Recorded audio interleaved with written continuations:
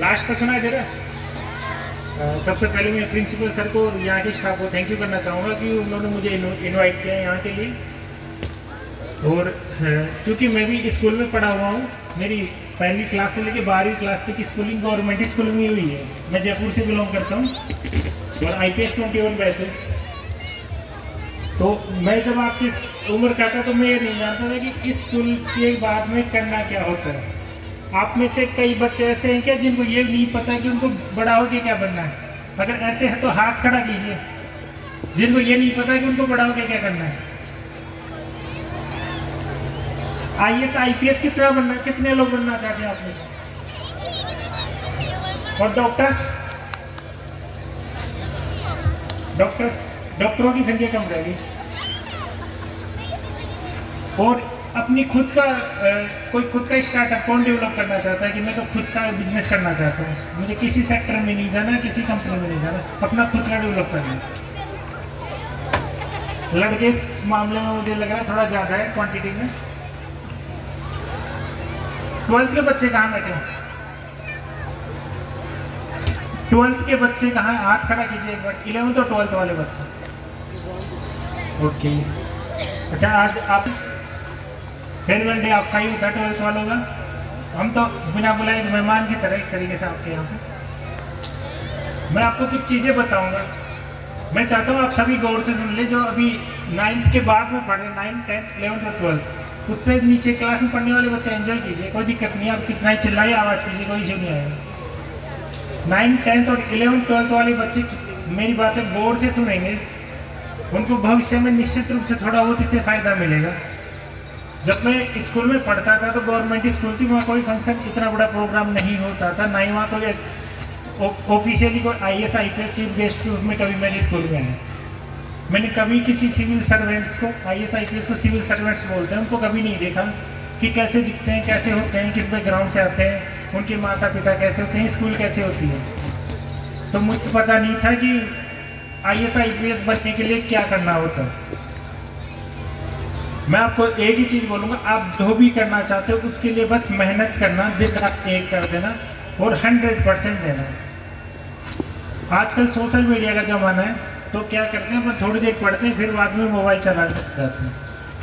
क्योंकि आप 12th class तक के स्टूडेंट हो तो आपको इस सब चीज़ों की ज़रूरत नहीं है। आपको कोई चीज़ सर्च करनी है तो गूगल पे सर्च कीजिए, 1 घंटा दीजिए उसके लिए अलग से कि मुझे ये चीज़ें सर्च कर। रूप से सोशल मीडिया का मिसयूज ना कीजिए, क्योंकि सोशल मीडिया एक अपने आप में एक प्रॉब्लम है जो काफ़ी इशू क्रिएट करता है, आपको डिस्ट्रैक्ट करता है, आपका माइंड को वॉश कर देता है। मैंने एक चीज़ नोट करी है कि यहाँ पे नीम का थाना एरिया में हथियारों के साथ में फोटो डालने का बहुत बड़ा चलन है। हथियारों के साथ में कई लोग फोटो डालते हैं, आपके अड़ोस पड़ोस में भी लोग डालते होंगे, जो देसी हथियार होते हैं उनके साथ फोटो डालते हैं। तो इन सब चीज़ों से दूर रहिए, अपनी पढ़ाई पे ध्यान दीजिए। आपके माता पिता हमेशा आपका अच्छा करना चाहते हैं, अपने माता पिताओं का कहना मानिए। और अपने जो टीचर्स हैं, आप विश्वास कीजिए, आपके टीचरों को बहुत अनुभव होता है, काफ़ी एक्सपीरियंस होल्डर है टीचर आपके। वो जिस प्रकार से पढ़ने के लिए बोलते हैं उसी प्रकार से आप पढ़ाई कीजिए। आपको याद नहीं हो रहा तो आप दोबारा रिवीजन। अभी मैंने कुछ बच्चों से पूछा था कि कितना रिवीजन हो गया आपने, कितना आपके एग्जाम में कितना रिवीजन कर लिया। वो पूछने का पर्पज यही था कि आप कितनी गहनता से चीज़ों को बार बार पढ़ रहे हैं।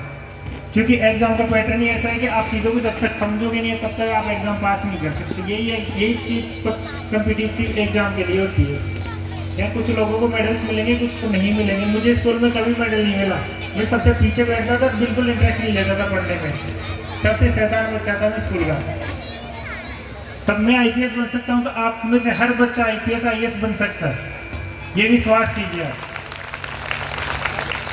मेन बात यह है कि आपको जो करना है आपको वो करना ही है।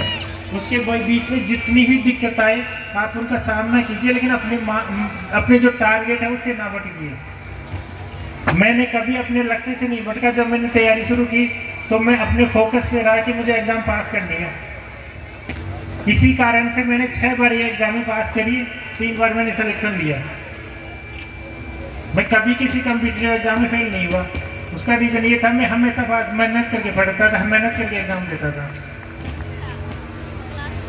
और ये नहीं है कि आपको लगता है कि यार मैं तो पढ़ने में कमजोर हूँ, मेरा तो पढ़ाई में कुछ नहीं होगा, तो आप खुद का बिजनेस कीजिए। स्टार्टअप कल्चर अमेरिका में, वेस्टर्न कंट्रीज में बहुत ज़्यादा डेवलप हो रहा है। आज से 10 साल बाद में जिसका अपना खुद का बिजनेस होगा वो ज़्यादा डेवलप करेगा। तो अगर आपको कईयों को लगता है कि यार मुझे बिजनेस करना है, मुझे खुद का कुछ करना है, तो आप कीजिए। रोबोटिक्स में कीजिए, इंजीनियरिंग में कीजिए, मोबाइल्स में कीजिए, सॉफ्टवेयर्स में कीजिए, जहाँ भी आपकी इंटरेस्ट है आप उसमें काम कीजिए। और कई लोगों ने अभी हाथ खड़ा किया कि उनको डॉक्टर से बनना है। डॉक्टर एक बहुत ही भगवान के समान होता है, लोग उनको पूजा करते हैं, क्योंकि कोई भी बीमारी आती है लोग डॉक्टर्स के पास में जाते हैं। तो अगर आपको उसमें इंटरेस्ट है तो आपको एक कम्पिटिटिव एग्जाम पास करना होगा 12th के बाद में, जो आपको सबको पता है। आप उसके लिए दिन रात मेहनत कीजिए। आपके घर वाले आपको पैसा देते हैं, बड़ी मुश्किल से कमाते हैं। मैंने देखा है कि मोस्ट ऑफ लोगों के पेरेंट्स खेती करते होंगे या फिर छोटा मोटा कोई धंधा करते हैं, बहुत ज़्यादा पैसा है नहीं लोगों के पास में। तो आपके परिवार जब इतना स्ट्रगल कर रहा है तो ये आपकी जिम्मेदारी बन जाती है कि आप बहुत ज़्यादा मेहनत करें, अपने आप के प्रति आप ईमानदार रहिए, तभी आप जीवन में सफल हो पाओगे।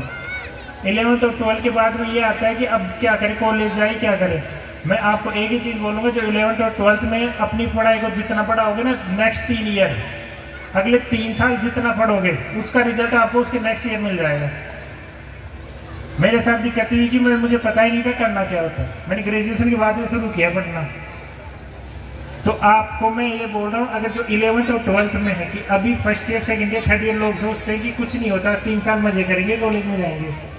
अभी ये 3 साल ही आपका जो बेस है वो मजबूत करेंगे। यही आपको डिसाइड करेगा कि जीवन में आपको कहाँ जाना है। अगर आप 3 साल पढ़ाई छोड़ देते हो तो इसके बाद में आपको दोबारा स्टार्ट करने में बहुत ही स्ट्रगल का सामना करना पड़ेगा। ये चीज़ गांठ बांध लीजिए। आपके पेरेंट्स आपके से बहुत उम्मीद करते हैं, क्योंकि अपन यहाँ सभी मिडिल क्लास के लोग हैं, सभी ग्रामीण पृष्ठभूमि से आते हैं, इतना कुछ खास है नहीं बैकग्राउंड। तो आप जितनी ज़्यादा मेहनत करोगे उतना ही आपको रिजल्ट मिलेगा। और आपके अगर छोटे भाई बहन है तो ये ध्यान रखिए, आप जैसा बनोगे आपके छोटे भाई बहन वैसा ही आपको फॉलो करेंगे। अभी 12th वालों के एग्जाम होगी तो मैं यही बोलूँगा कि आप बस रिवीजन पे फोकस कीजिए। 5-6 दिन जितना टाइम मिलता है आप रिवीजन कीजिए, नोट्स बनाइए, उनको रिवाइज कीजिए। अपनी राइटिंग के लिए अगर टाइम नहीं है, मुझे नहीं पता आपकी 12th की एग्ज़ाम कितनी तारीख से है, अगर 10-5 दिन मिल रहा है तो आप लिख के भी थोड़ा प्रैक्टिस कर सकते हो। अगर नहीं मिल रहा तो आपको रिवीजन पे फोकस करना होगा। रहोगे उतना आप सफल रहोगे, और जितना डिस्ट्रक्शन लोगे, जितना अपने आप को इधर उधर ध्यान में भटकाओगे, उतना ही आपको दिक्कत आएगी। यहाँ कई पेरेंट्स बैठी, कई माताएं बैठी है। मैं आपको एक चीज़ बोलना चाहूँगा, आप अपने बच्चों का माहौल, घर का माहौल जैसा होता है आपका बच्चा वैसा ही होता है। अगर घर में आप उनको इधर उधर डिस्ट्रैक्ट करोगे तो वो आप अपने पढ़ाई पे फोकस नहीं कर पाएगा। जितना उनको परेशान करोगे, जितना उनके साथ में इरिटेट बिहेव करोगे, उतना ही उसकी पढ़ाई से रुचि हट जाएगी। आपको अपने बच्चों को इसी तरीके से माहौल देना है कि वो घर पे आके भी कंफर्टेबल रहे। कोई मुद्दा हो तो आपको शेयर कर दे, कोई परेशानी हो तो बता दे कि माँ मुझे ये दिक्कत है, बहन मुझे ये दिक्कत है, पढ़ाई में कोई दिक्कत है, तो आप उससे प्यार से पूछे। ओवर एक्सपेक्टेशन नहीं की मत कीजिए अपने बच्चों से।